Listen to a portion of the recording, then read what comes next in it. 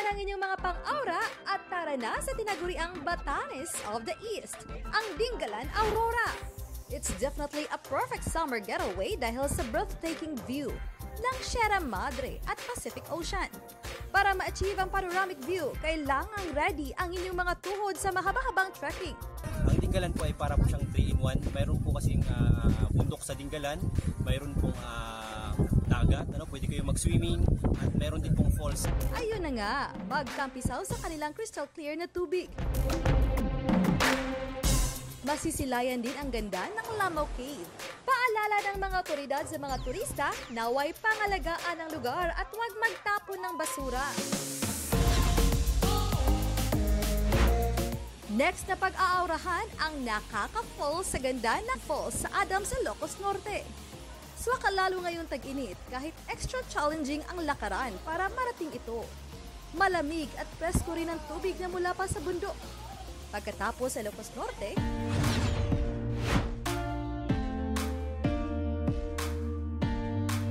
see you in LU naman. Malapainting sa ganda ang sunset sa Imoki Island sa Balawan, La Union. Pwede ring maglibot habang nakasakay sa bangka.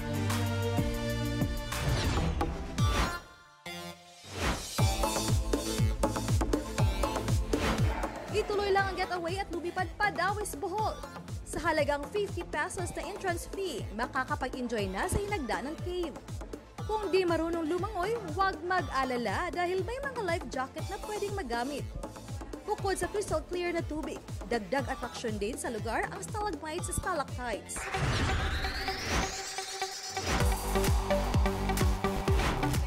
Kung healthy food trip ba ang hanap, tara naman sa Tagbilaran City. Ang agritourism farm na yan, perfect para sa mga mahilig sa organic food. Ang mga pagkain nila sa restaurant straight from the farm. Pwede ka rin matuto ng organic farming. Para sa GMA Integrated News, ako si Femery Dumabok ng GMA Regional TV Balitang Bisdak. Ang inyong saksi!